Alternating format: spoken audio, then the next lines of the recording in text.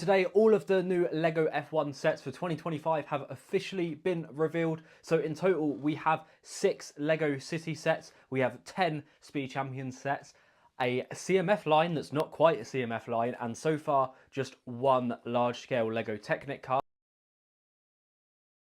Without further ado, let's get into this and start looking at the sets, because there are some really awesome ones, some that are not so great, and definitely a weird one with the new CMF line. Starting off with the biggest LEGO City set of the lot, which is the F1 truck that comes with the AMR24 and the RB20. Now, the first thing I actually noticed about this set is that there is some logo and branding on the Aston Martin car, but from what I can see in this image, there is no logo, no branding on that Red Bull car. Now, obviously, when you look at it, you know that it is trying to be a Red Bull car, but I believe this is probably because this is an 8+ set. It is obviously marketed towards kids, but it does seem like a bit of a strange addition that they've done a Red Bull along with the Aston Martin. If they wanted to avoid marketing Red Bull to kids, I don't understand why they just didn't include a different car in this set. But nonetheless, I actually really like this set, and I think this is my favourite set from the new F1 line in the LEGO City range. Also, another thing I want to quickly touch on is the box art. I really like this Formula 1 box art on it. And moving on to the actual truck itself, the truck itself looks really nice. I love the colours on it. It definitely looks like these cars are 6 stud wide at most. So then we can only assume that this F1 truck, unfortunately, will not be big enough to house the 8 stud wide Speed Champions. Now, this set does have 1,086 pieces, and I think that's quite a good size. I haven't seen the price on this yet. I'm going to say it's going to be about £105 to £120, because obviously it's quite a big set. Obviously there is that Formula 1 branding. The only thing that I'm not too keen on with the truck is the fact that it's a Formula 1 truck. I kind of would have rathered it have been a team truck, because you don't really get F1 trucks. You get Aston Martin trucks or Mercedes trucks or Ferrari trucks. So it's an interesting choice that they made it an F1 truck, rather than, say, for example, just making this a full Aston Martin set, an Aston Martin truck with 2 Aston Martin cars. Maybe that would have been better, but I can't take away from the fact that the truck does look really nice. I'm not so convinced on the cars, because even the Aston Martin, there is not a lot of sponsors, there's not a lot of branding on there, which does make it a little bit boring to look at. And overall, I'd probably give it a solid 7 out of 10. Now, next up, we have the Mercedes and the Alpine garage combined. I think this is cool. It's a really good concept. And actually, you know what? I thought at first maybe I wouldn't like this, because I'd heard the rumours that it was going to be a Mercedes and Alpine garage together, and it was going to be city, and I really wondered what it was going to look like. But actually, I think they've done a really good job considering the size and probably the cost of this build. Now, again, this is clearly a set that is marketed for kids, so we can't expect something too big. Now, if anyone's been following me, you'll know that I'm building my own full LEGO Formula 1 pit lane, and each of my team garages are on 4 32 by 32 base plates. So obviously LEGO could not have made anything on the scale that I'm making it, which is of course understandable, and I quite like the fact that they've made it that bit cheaper and more accessible for kids to be able to get as presents from their parents or whatever, because it is clearly a kid's set. But I do think it looks really good. I actually really like the look of both of these cars in this set. To me, maybe it's the angle of the picture which helps, but I think these cars both look a hell of a lot better than the 2 cars in the previous sets. I'm really happy with that. Now, there are some cool things in here. There's some tool chests, there's some like timing screens, there looks like there's a bunch of spare wheels, which all looks really good, and there's a couple of minifigures in there as well. I want to say that we're going to get 6 minifigures in this set. That's what I can see. We've got 2 in the car and I believe 4 in the garage.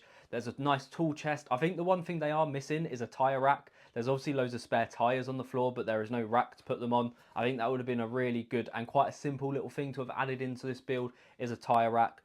The other thing I quite like is the Formula 1 branding on the outside of the garage. Now, for me, this isn't accurate to a real life garage, but again, it's only a 7+ set. So I don't think that is of the highest of importance within this set. And for the next set, LEGO has decided to go to the back of the grid and give us an RB and a Sauber race car with a little finish line, a minifigure, and I'm not really too sure what that minifigure is holding there. To me, this one just seems like a super simple set. The cars look exactly the same as the builds on the last sets, which is fine. I think the finish line looks a little bit boring, and I think they could have done quite a bit more with this. I feel like LEGO has just made loads of start-finish lines with the Speed Champions theme over the years, and maybe they could have done something a little bit more interesting. I probably would have rather have seen a little podium build as opposed to a little start-finish line, or if there is going to be a start finish line, I think you need to have that checkered strip to go with it along the floor, because I think that would bring a lot more to the build than just a little gantry. And next up, we've got the F1 Pit Stop pit crew with the Ferrari car. And again, this just brings me back to the point I made on the first Lego City set. Now in this set, it's called a Ferrari car. In the first set with the Aston Martin and the Red Bull, they were called the RB20 and the AMR 24. So to me, this is quite clear that Lego really is trying to avoid that Red Bull energy drink branding for kids, which I think is fine. For me, the first thing I noticed about this set is this one's a 6+ set, so chances are the build's going to be even simpler than the other ones, but actually I really like this. To me, it looks like my pit stop challenge set that I built on my Lego Inside Tour, so I really like it. I'm quite excited to get this one. It does look like they've made an effort to make a mini tyre rack, and I quite like the hoses going above the cars.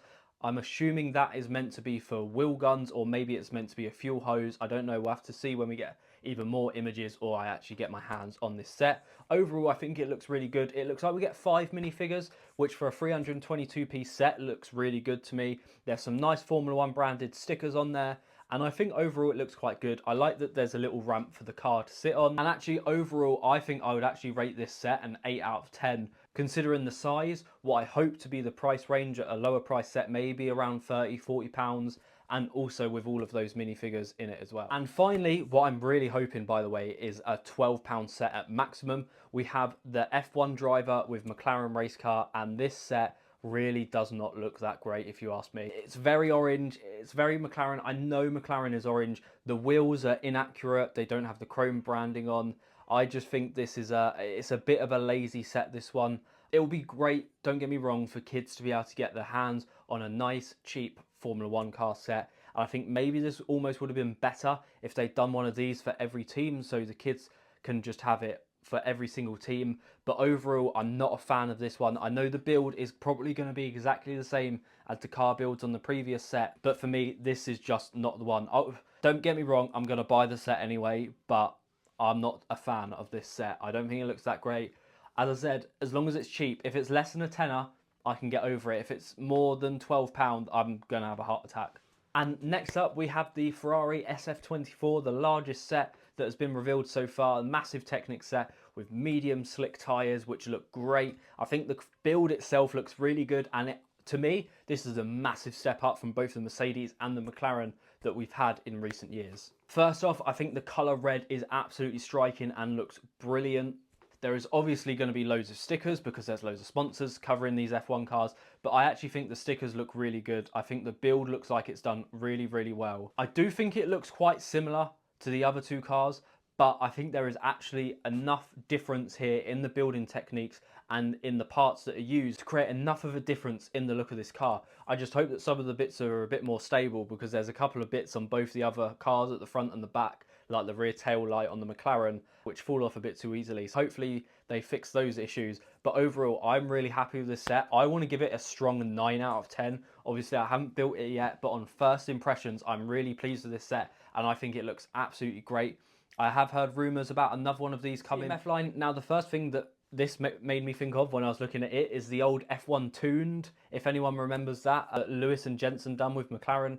I think it looks really cool. It's a good concept and I quite like it. It's very different to a CMF line. When I heard the rumours about a Formula 1 CMF line, I did have my reservations about it. So just simply because if you take someone like Lewis Hamilton, for example, who's probably the biggest name in Formula 1, how are you supposed to get licensing rights to use his name in such a cheap little set and use his likeliness in that? I just think it would have cost Lego too much money, and they would have had to have either really increased the price of this CMF, or I think more likely it just wouldn't have been possible, because clearly Lego has signed a deal with Formula 1 to use all of the likeliness and all of the branding within Formula 1, but I think to be able to use the likeliness of all of the drivers would take another 20 different contracts to be signed.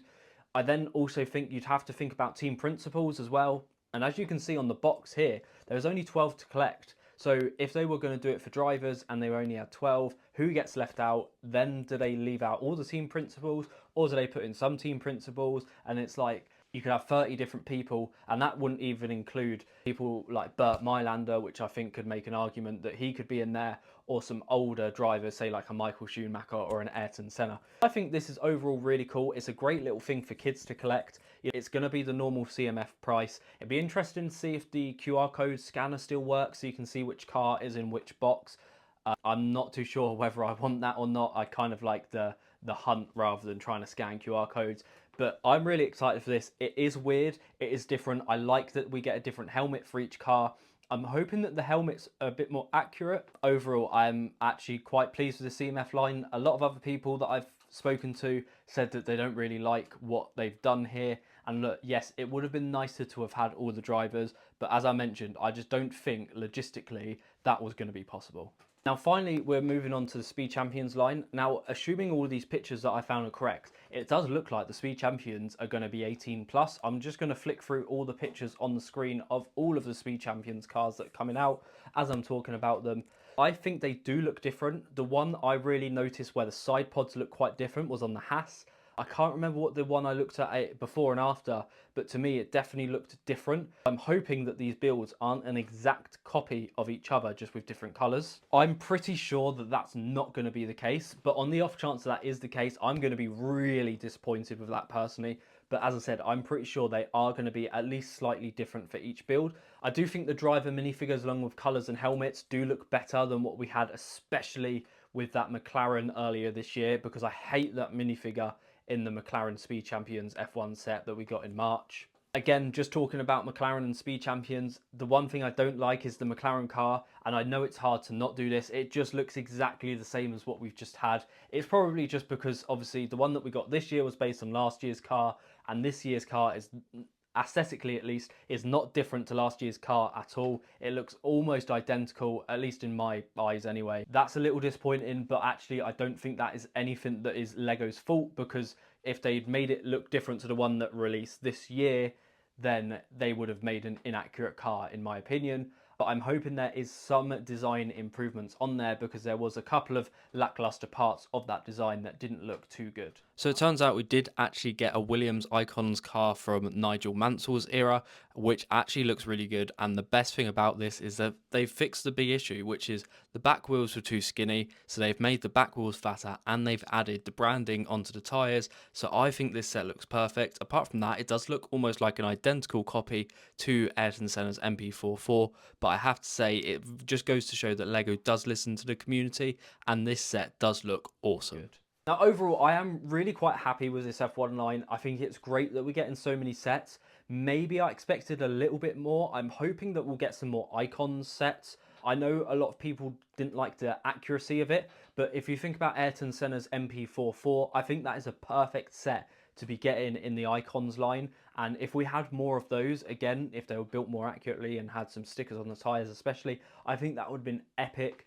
And hopefully there's still time yet, and we'll get some more of them next year, because obviously it is a multi-year partnership. They're doing this in the first year, so maybe what Lego and Formula One are trying to do is just get something like a blanket out for every team, so every team has the same treatment, and then as the years progress, we can start to get some slightly cooler sets from different teams. And maybe in 2026 we could see, for example, a Mercedes and a Red Bull Icons car, and in 2027 it might be a Haas and a Williams, and they could sort of do that over the years, so every team gets a larger scale car as well. So I am really hoping that we do get more. But if you have any opinions, let me know down in the comments in what you think about all of these set reveals, and thank you very much for watching.